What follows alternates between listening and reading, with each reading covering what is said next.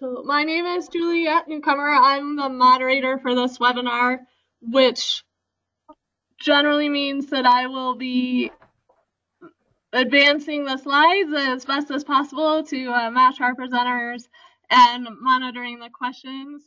Our moderators today are Rick Perez, who's the chair of the technical panel committee, Brenda Kickerts, who's the vice chair for data and video education, Elliot Schwartz, who's the national vice chair for technical panel education, and Denise Williamson, who's the vice chair for singles education. Those four and I are the only people who can speak. The reason for that is because if we open too many microphones, it causes a lot of background noise. It becomes really difficult to hear. I'll actually mute my microphone when I'm not speaking, just again to not have too many microphones open. If you have any questions during the webinar, there's a question box in your control panel that you can use to type in your question.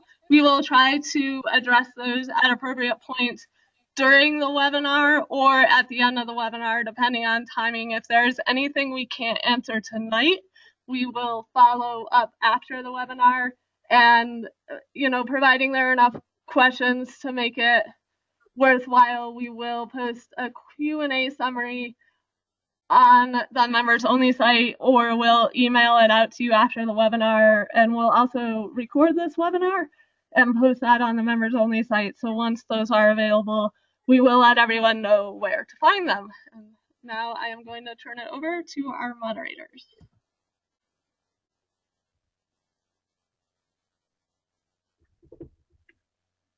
Hi, thanks, Julia. This is Elliot Schwartz. I work with Education for Tech Panel Committee, and just want to cover what the scope of today's webinar will be. And first of all, thank you all for attending. I appreciate your commitment to making sure you've got the latest and greatest knowledge. And yeah, again, Juliet mentioned the ability to ask questions, so absolutely we welcome those. So please type those in when you have them, and we'll address the questions that we can today. And if there's anything that we can't address today, we'll make sure we follow up with those later. So for the scope for tonight, we're going to review some of the changes to the data screens for singles. Fortunately, there aren't that many. And we're just going to talk about those. We're putting together an updated set of slides for the data screens that we'll post to the website soon. But for today, we'll just cover it briefly. Probably we'll spend most of our time talking about rule vetting changes for singles for this season, and that's where it's really helpful that we have data operators and technical controllers with us tonight. And we just mentioned for the online course document that came with the tech panel education requirement, the TEPR, it's obviously really important that the officials understand the material. So again, thank you for the effort you're putting into that. And then the data TEPR, the online course document, has the full list of important documents for this season. And then finally at the end, we'll cover just officials protocol during the event. And I'll hand it off to Brenda now, and she'll cover most of the material tonight. Yes, this is Brenda Kickerts. So the purpose of this, of course, is just to make sure everyone is aware of all the changes that have taken place for this season, and to review some of the highlights of those. The best part is the format of the screens has not changed. So the data entry for singles, pairs, and dance is essentially the same as last year. And each of those disciplines has a very similar look to it. Very easy to navigate through this. And if you all remember that those changed last year, in that each of the elements or type of elements within a discipline have their own little subscreen. So of course you have to open up the appropriate subscreen by touching that element type on the left side of the screen. You're all well aware of that. So it's on the far left side. In this towards the center, of course, is the boxes where the entries are made, and then the screens that open up are on the right-hand side of the screen. So they are exactly the same in the format, with just a few changes that we'll go over in the next few slides. So it's almost foolproof.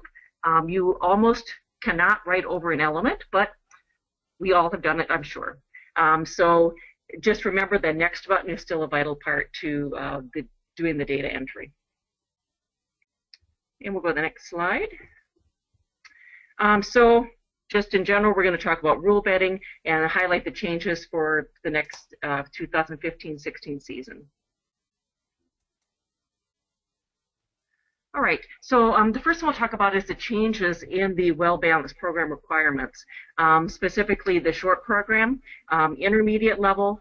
In the short program can now perform a different triple as both a solo jump and as part of a combination. So intermediates previously could only perform one triple jump in their short program, but now they can do a solo triple jump, and they can also use a triple jump as part of their combination. So that's real important that we don't accidentally take away credit that they have earned from doing that.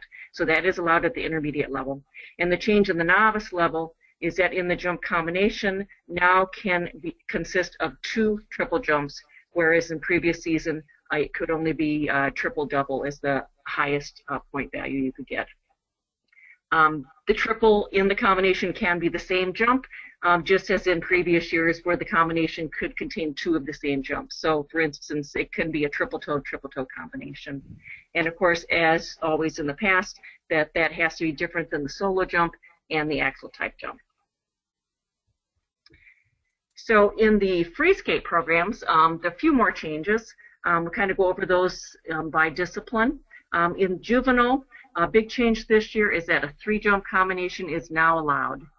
So that allows for a skater to do things like a double flip, single loop, or half loop, and then a double flip, whereas previous years they couldn't do that.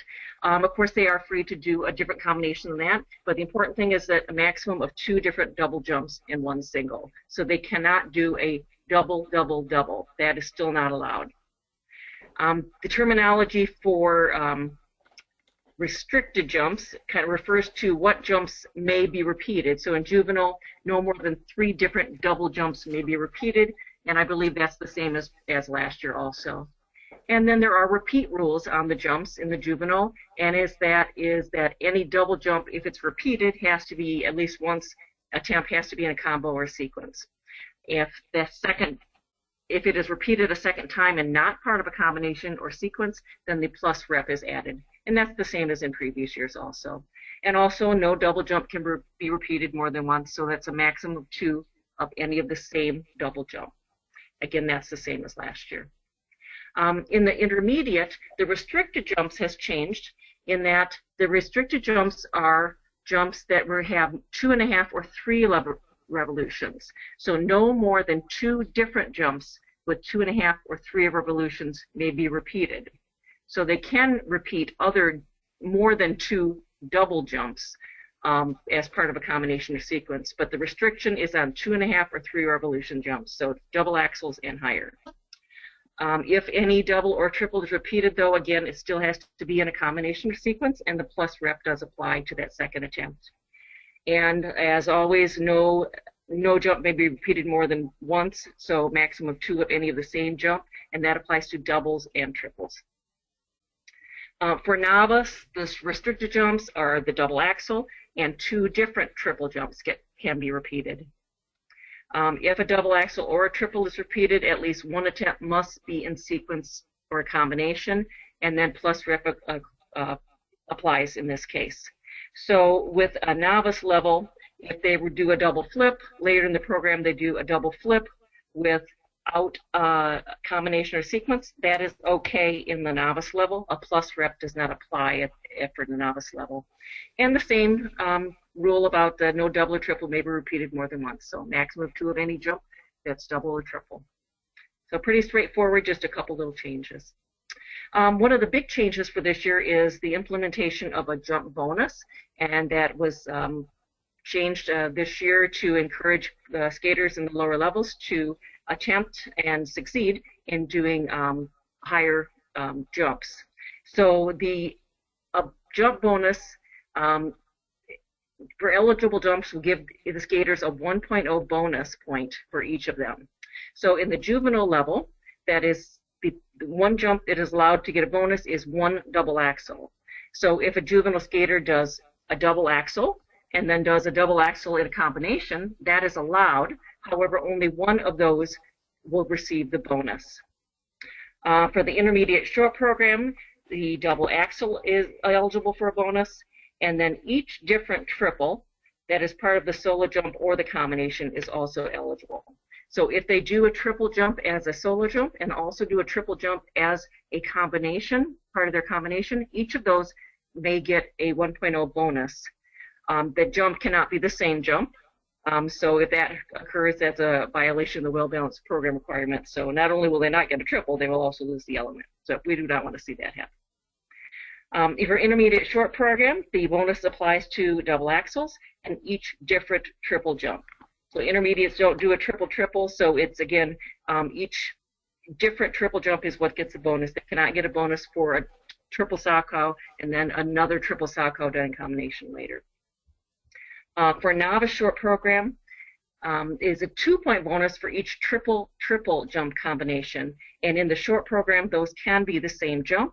So even if they do a triple toe, they get 1 bonus for each of those triple jumps. And then also 1-point bonus for each different triple that's part of the solo jump or the jump combination. And again, that still has to be different than the solo jump if it's part of the jump combination and vice versa. And in the novice free skate, again, it's the same sort of rules in that they can do a triple-triple, so they get 2 bonus points, and that can be the same triple. And for the any other combination, they still, or solo jump, a 1-point bonus for each different triple jump. Okay, next slide. In order to receive the bonus, the jump must be fully rotated or under-rotated. So a downgraded jump is not eligible for the bonus.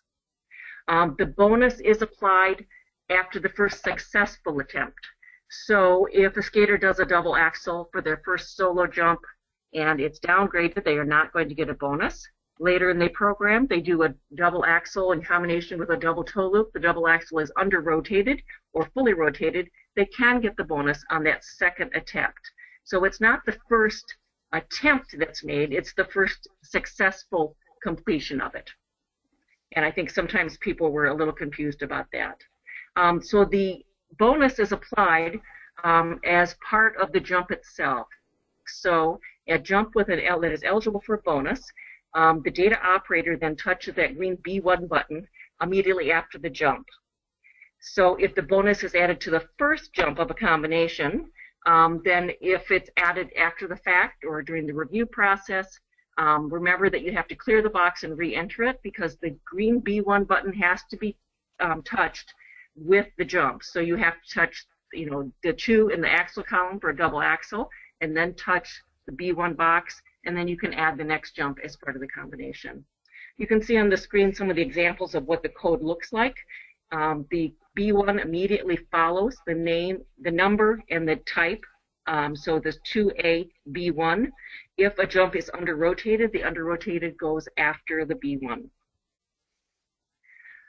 There's been a lot of discussion about how to apply the bonus, and we've had some discussions about this, and I'm sure everyone who's been working some competitions in the last couple months has also been seeing this evolve. So probably the most prudent thing to do is to discuss this as a panel before the event to determine the best way for you as a team to do this. If the TC is comfortable with doing this, they can instruct the data operator to add the bonus on any jump that is not reviewed, any eligible jump that is not reviewed. So for example, in the juvenile program, if they do a double axel, there's no review on it. The data operator could immediately touch the B1 during the live event after the double axel is called.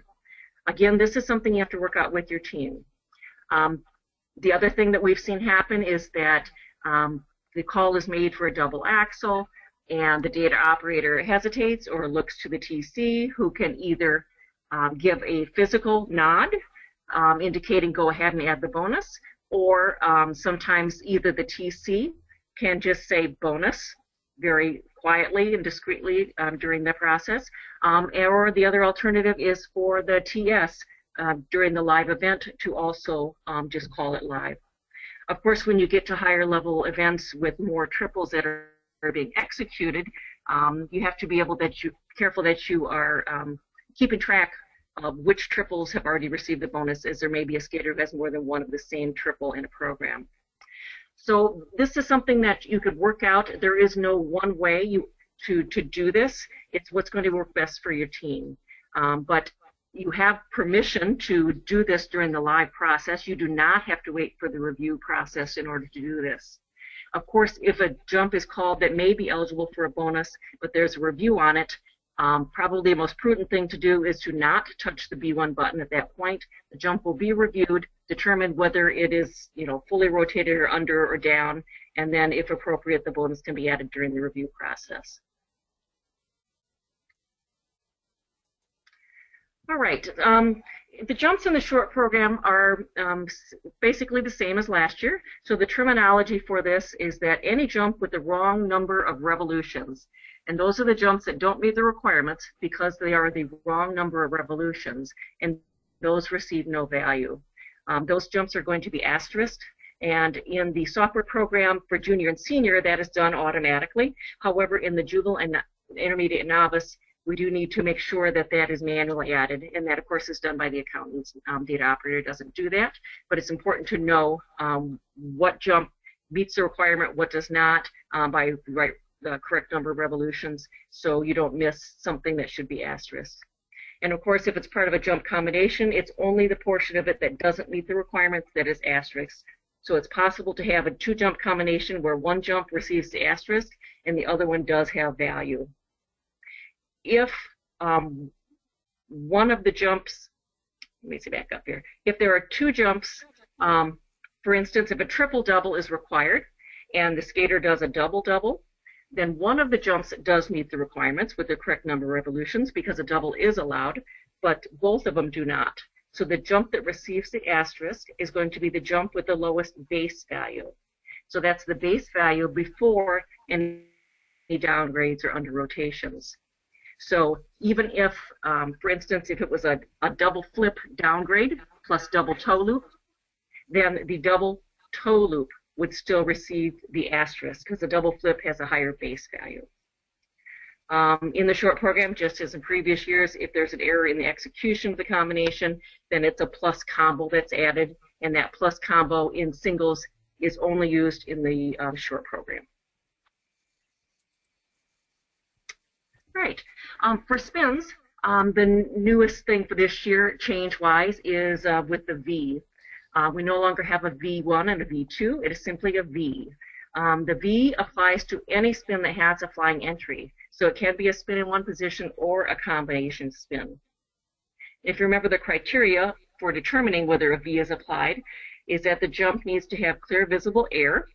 And for the junior short program, it has to be the position achieved in the air. And the other criteria is that the skater has to be in the basic position within 2 revolutions, and that basic position must be held for at least 2 revolutions after landing. So if the spin does not meet one or both of those criteria, then the V is applied. So the V is a green button that you'll see on the screen, and if it's determined that a V is going to be applied, the panel, the TS, may do that during the live event, may say V, or may simply call a review where you will be reviewed then to determine if the skater or the criteria were met.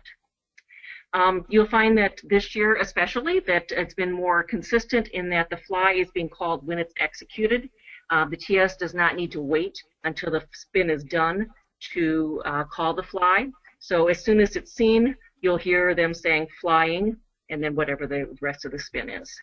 And that's perfectly fine, and that way nothing is missed, and it simply aids in the process of data entry also. Also, the V is not going to be applied to a no-value spin. So if it's a no-value spin, there is no need to indicate the V on there. In fact, I believe that there's no code for that, and we get asterisks across the screen on some of those. So the V has no value. It doesn't do anything to the value of the spin. If it's already no value spin, we don't bother with the V. All right. This is just an example of a protocol sheet. This is a junior man short program, and you'll see element number 4 on here is the flying sit spin level 3 with a V. So the V appears after the total code, and it's a capital letter V.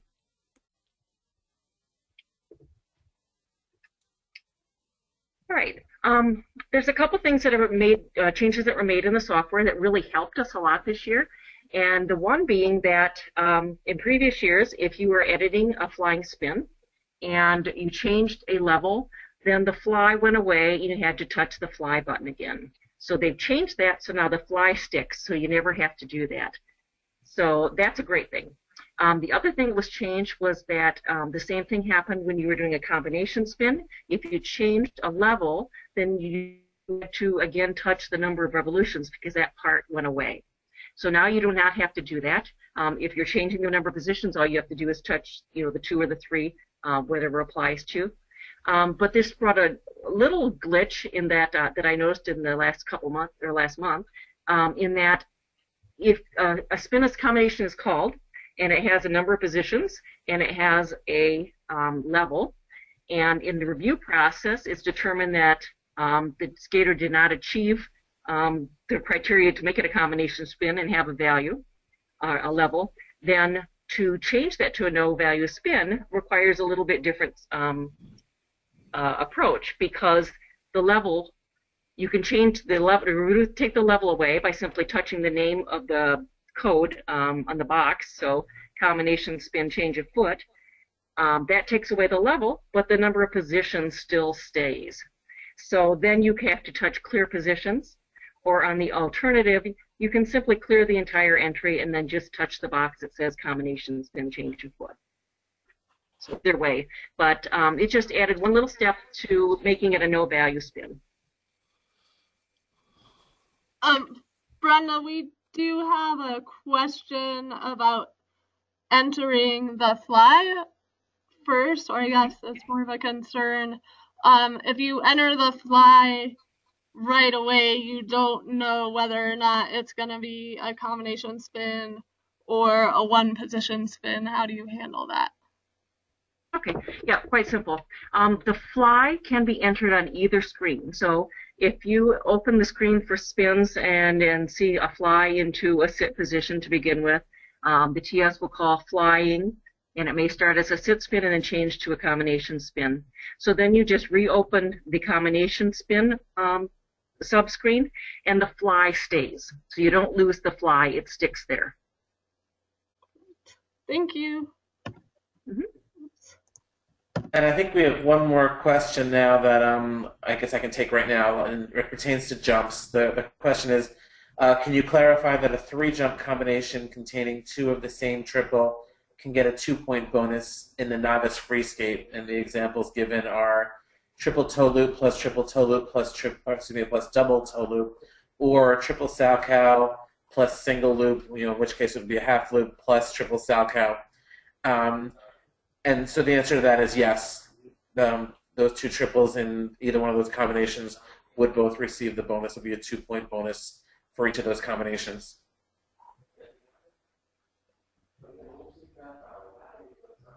Okay. So we'll go on then, just to review falls and one change that was made this year. So remembering your definition of a fall, which is defined as a loss of control by a skater with the majority of weight supported by any other part of the body other than the blades. So in reviewing falls, you all have done this before, so you may need to watch it in real time, determine if a fall has occurred.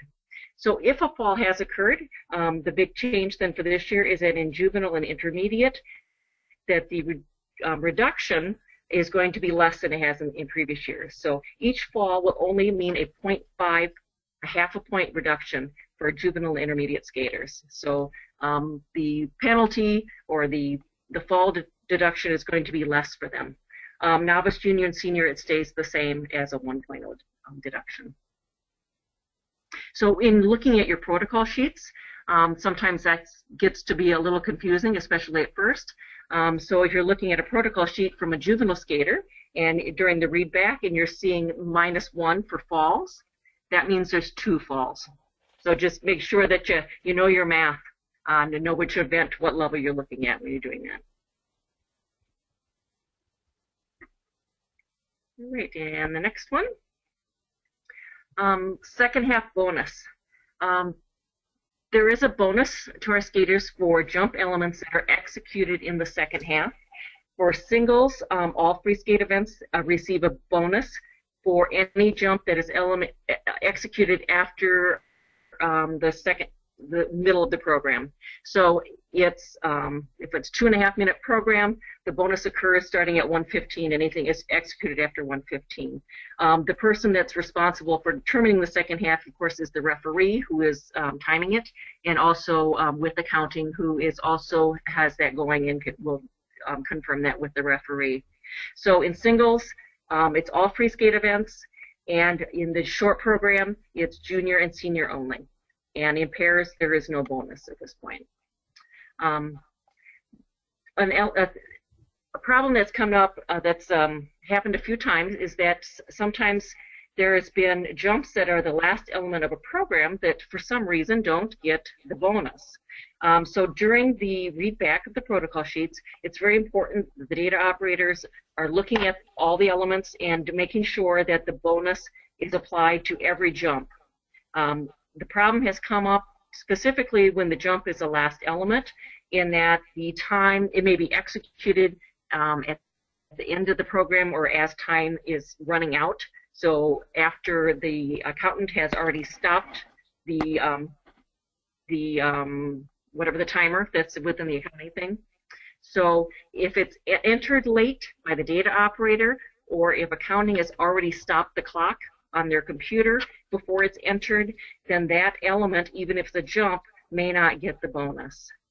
The other thing that happens sometimes, if there is some sort of problem during the entry during the live event, the data operator then has to go back and change a couple things or add elements after the fact, then anything that was added manually during the review process may not receive the bonus. So the thing to take away from this is just make sure you're looking at those sheets, reading off, and then you're noting where the second half bonus starts, but also look where it ends. Make sure that last element, particularly if a jump is the last element, that it is receiving the bonus.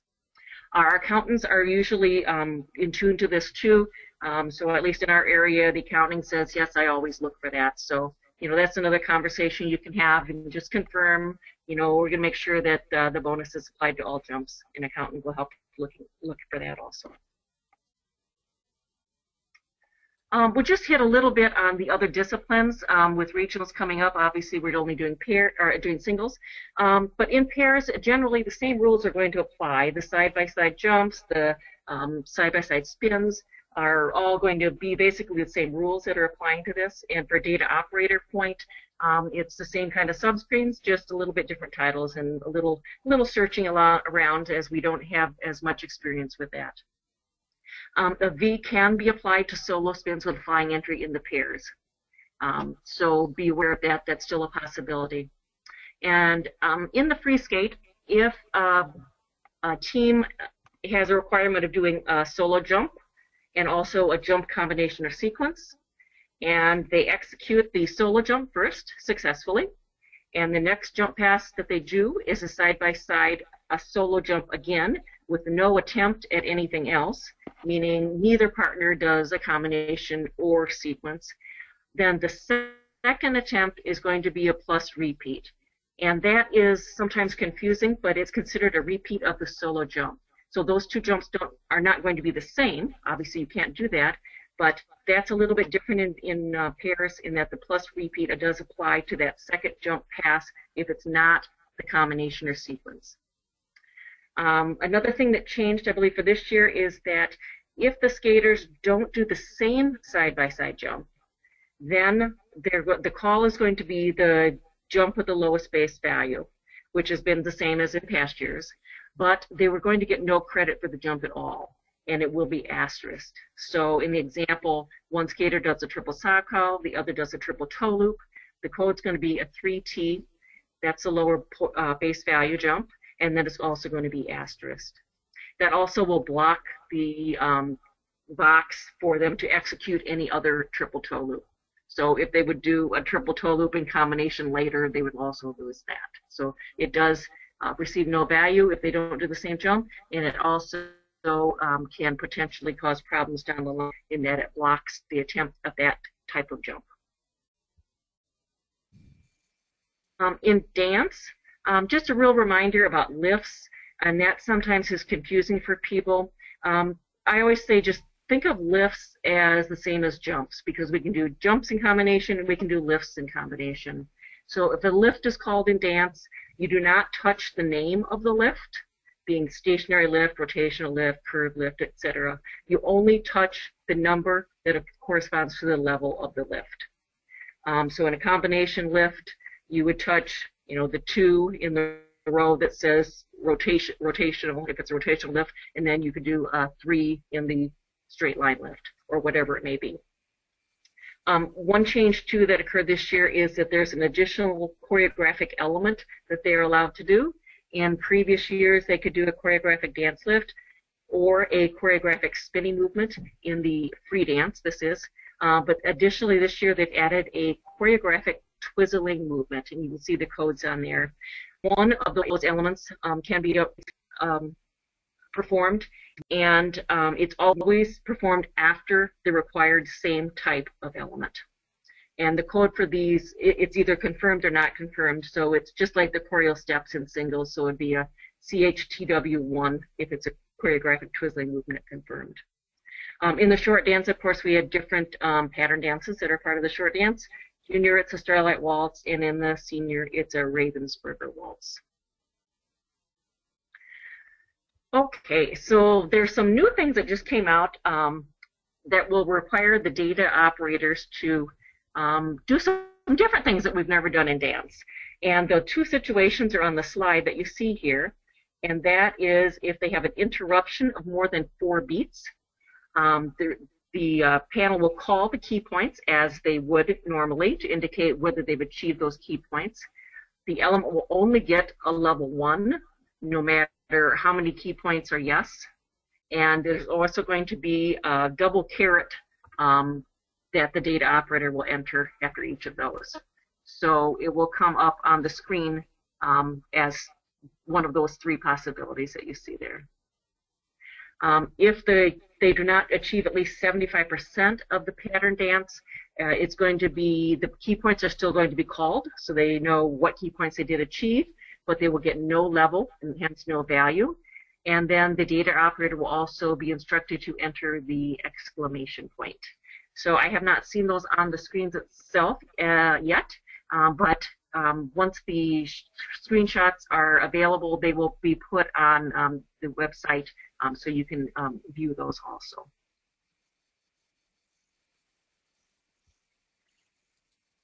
Okay, so our screen's a little funky. There we go. Okay, so rule vetting. The data operator is really an important part of the team, especially for rule vetting. So it's really important, obviously, in the pre-event meetings, you're reviewing all the elements. The data operator should know everything about the event. They should know all the required elements. You should have a copy of the requirements with you on the stand, so you can review that as things are happening. I know sometimes for me, I'm like, something's happening, and I'm like, wait a minute, is that allowed? And I make sure that I have what I need so I can quickly look at that. After the program is completed, you want to make sure that the TC is alerted of any asterisk elements, as those need to be reviewed to make sure that they are indeed are valid. We don't want to end up taking away points from somebody who should receive the points for that element. A data operator really is a really important role in this. Typically during the review process, all these things kind of work themselves out. We let the process roll out. So typically any errors or things that need to plus repeat, things like that, are discovered during the review process. If it is not, though, the data operator does have a duty to speak up and alert the TC of any violations that are there that were not corrected before pressing authorized. Once you press authorized, that's the signal for the judges that they're good to go. They're going to send their marks, and it may result in marks that are not what the judges intended. And also we want to make sure that everything is correct. We want to make sure the rules are vetted and that the protocol as it appears is correct. Oh, now we'll talk about Readback.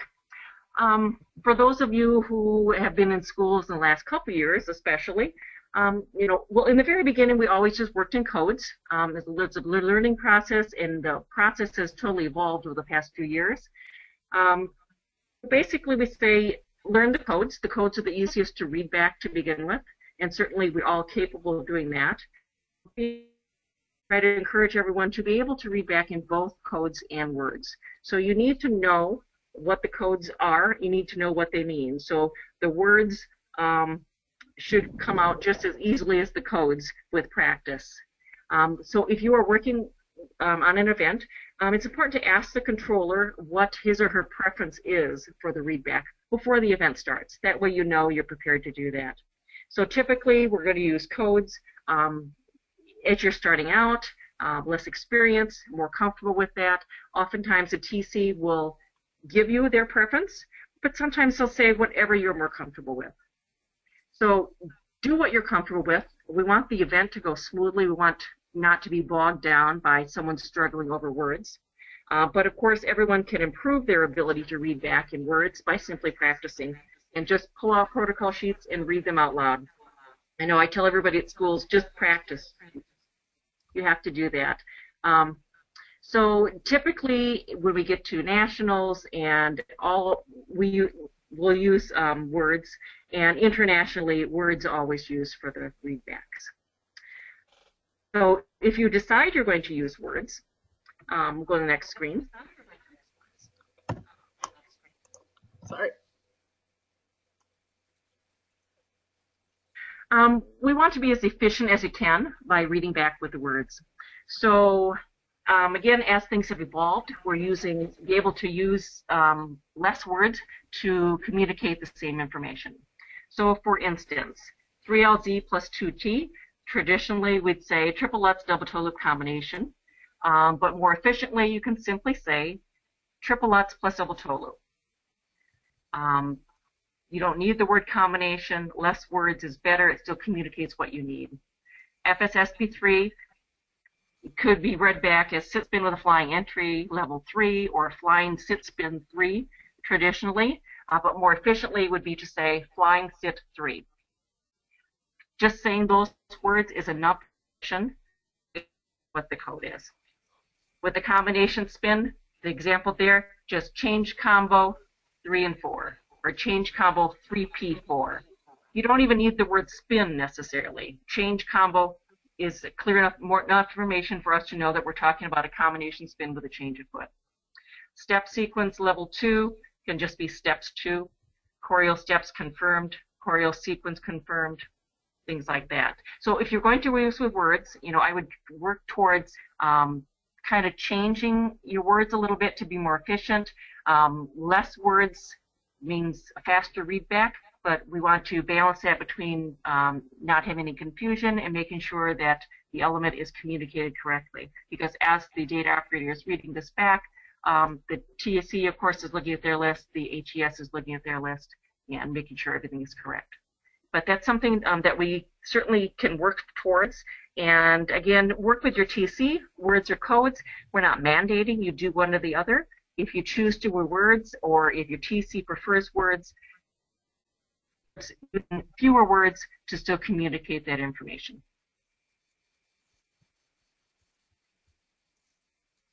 Okay.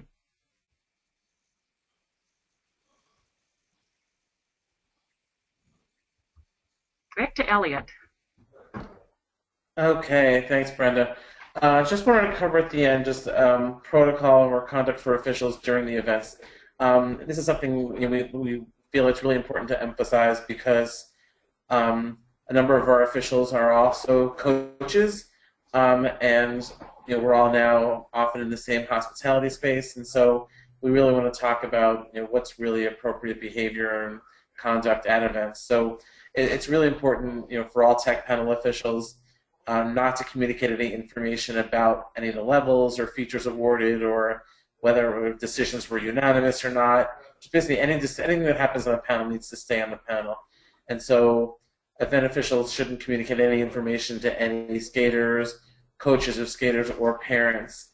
And it says here until all event segments have been concluded, but really, no one other than the controller or the referee for the event should be speaking to anyone about the calls that were made. So if anyone asks you a question and you're not a controller or a referee, you have a very simple out. You simply refer them to the controller, again, or the referee for the event.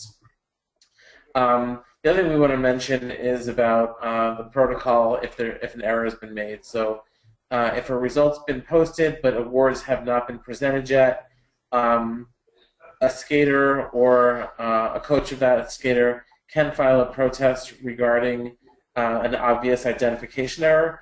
And some examples of that would be like error in the ID of an element, or if there is an error that ultimately had resulted from an error in data input, or finally if there's a mathematical or calculation error from the software for some reason, then the affected skater or the coach of that skater should contact the event referee. And then in the error, or in the protocol that we have for correcting errors, it details who are the people that have to be convened in order to review the protest and decide on the appropriate corrective action, if any. Okay, that's what we had on protocol. There are a few more questions that we've received that I'd like to address now. One question is, for video replay in the review process, I realize that the toe loop takeoff must be reviewed in real time, but what about other jumps? So Brenda or Denise, do you want to take that one? Sure. Go ahead, Brenda. I would say the review process should be directed by the panel, so whatever they are directing the data operator to do. So typically, for rotational issues, you are going to be looking in slow motion. Also, for edge issues, you're going to be looking in slow motion. So again, follow whatever you're directed to do. But if you were Brenda, looking at a takeoff, it needs to be in real time. Thank you, Denise. Yes. Right, so it's takeoff of any jump has to be in real time. Yeah. If you're looking at rotational issues, edge issues may be watched in continuous slow motion, but if you're looking at looking at rotational issues on a takeoff, it must be in real time for any jump. Okay, let's see. The next question that we actually got from two people, a very astute question, which is for the new pattern dance errors, the symbols for the errors, the two lesson signs, essentially the downgrade or the exclamation point. During the readback, what would the data operator say? So that's a great question. I actually just sent a text to Philip Ray and Julia Ray to find out if they could quickly give me an answer, but they haven't responded yet. If there are any dance people on the call who could answer that question, I would say call it downgrade and attention for now, but I will find out for sure what they're calling those errors. But again, if any dance person is on the call and you know the answer, please type it into the question box. I'd appreciate it. And then let's see, what other questions do we have? Okay, this is a good question. Are the referees or controllers being asked to wait any particular amount of time before posting results? Are we expecting the coaches to base their protest information off of ICE Network live results? I'm going to refer that one to you, Rick. Okay, yes. After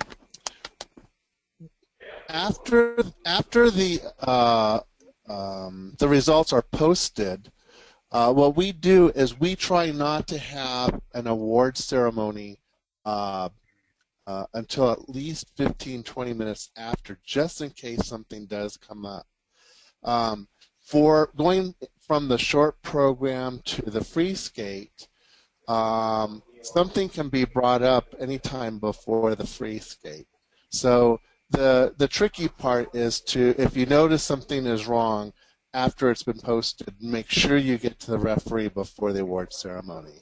And at qualifying competitions, we always try to have time, plenty of time for everyone to look at that. So many times when the coach comes and just talks to the referee, a brief explanation is all that's needed. But I've been in situations where the coach was right, that there was a calculation error or there was something misidentified. And Rick, is there any plan to send out a notification to people before regionals to let them know that they should wait that 15 or 20 minutes, as you suggested? Yeah, I would say that just every referee will plan it this way. As part of the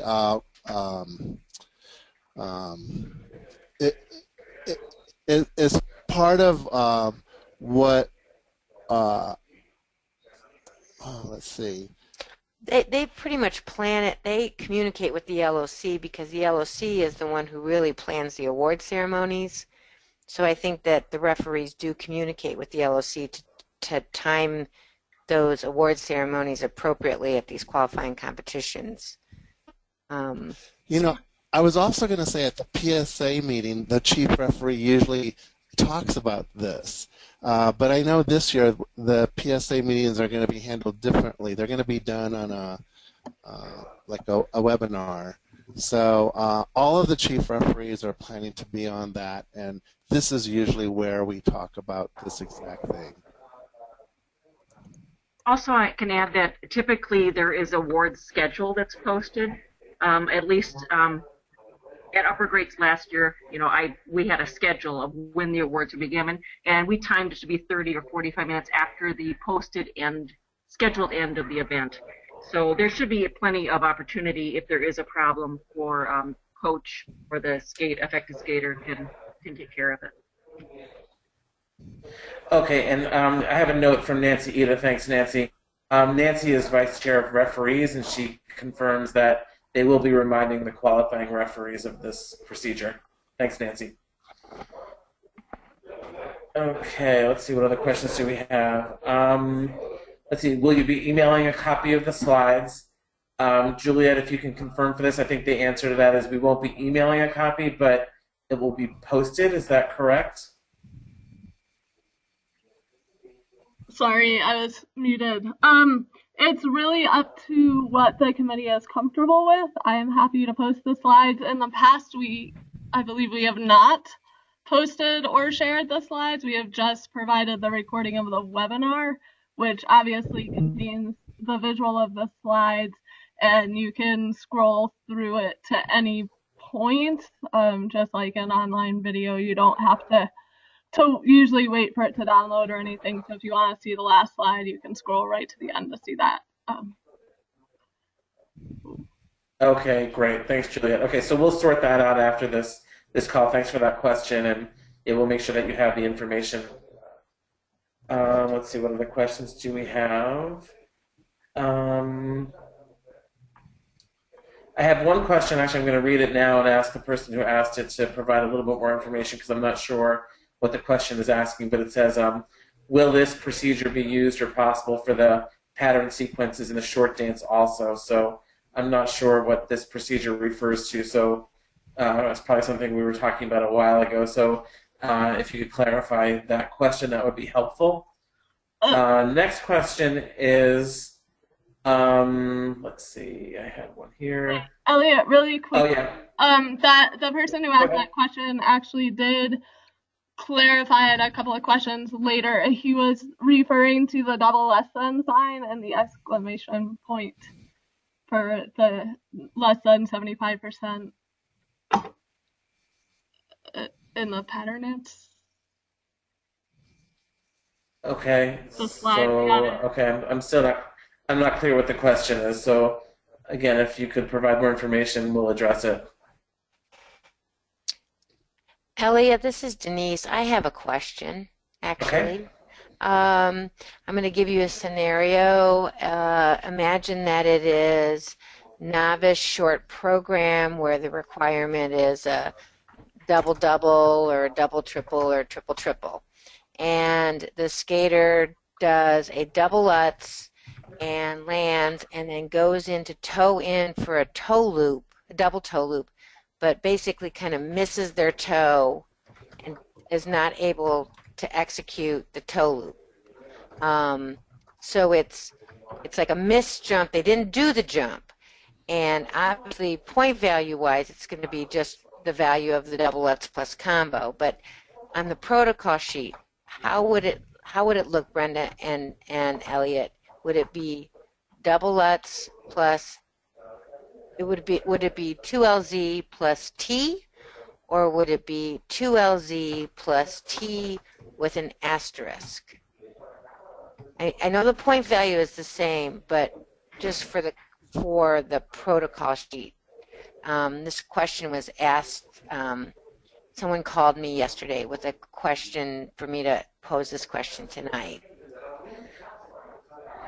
Yeah, it's a great question. I actually had something like this come up just last weekend where I was the data operator, and I think what actually happened is the skater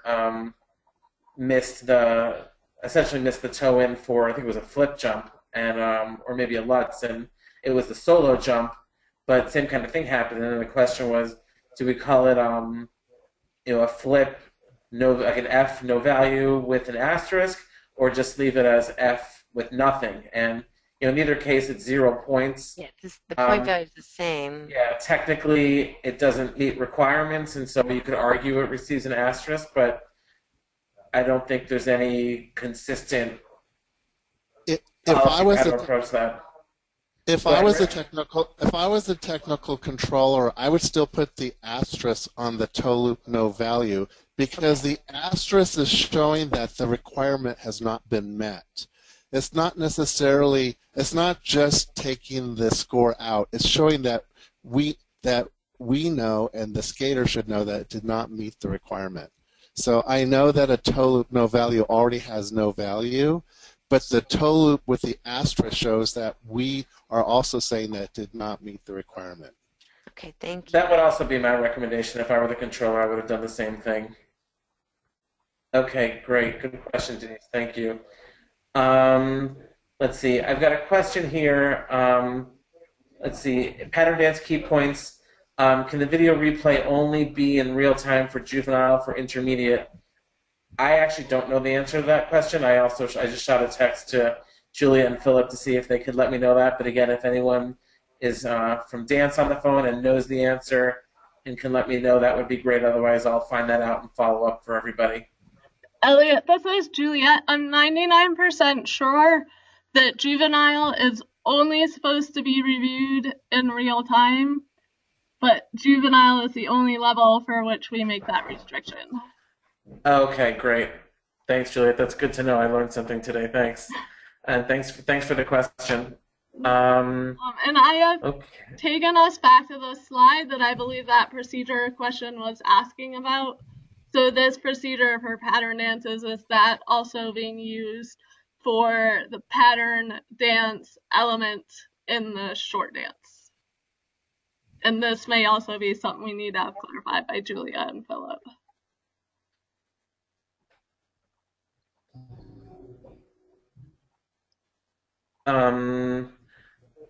Okay, let's follow up, because what I've taken here from the Q&A, these are referring to the short dance pattern dance elements. Okay.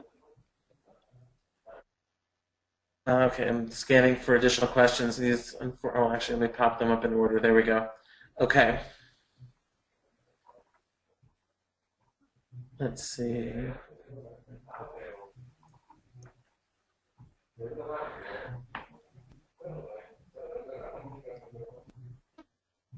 Okay, yeah, similar question about like an axle jump in the short program or popped axle, so just an A, no value. Again, I would agree with what Rick said before about the A with the asterisk for it not meeting requirements. Let's see. Partial steps. Diana helpfully chimed in for the partial step sequence. In the short dance, there are no key points this year, so the question of the downgrade or the attention is not relevant. Let's see, what else do we have? Yep, Diana confirmed juvenile replay key points only in real time. Thanks, Diana. Okay, and I believe everything else has been answered. So if anything else, if I've missed anything, please feel free to email me. My email address is my first name Elliot, then an underscore, last name Schwartz @yahoo.com. Feel free to contact me if there's anything that we missed. Thanks so much to everyone for your attention tonight, and have a great, great qualifying season. Let's do the best we can for our skaters in particular and everyone involved. Thanks a lot for attending tonight. Thank you, Night. everyone. Thank you.